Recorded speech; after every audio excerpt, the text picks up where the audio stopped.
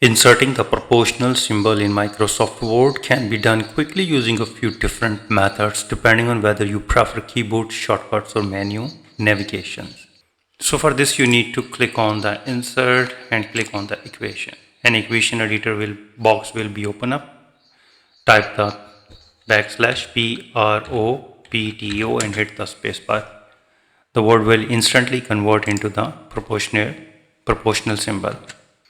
Another way is that you need to click on insert and click on the equations and click on this drop down menu, and here you will see that proportional symbol. Click on that and hit outside, and here it is.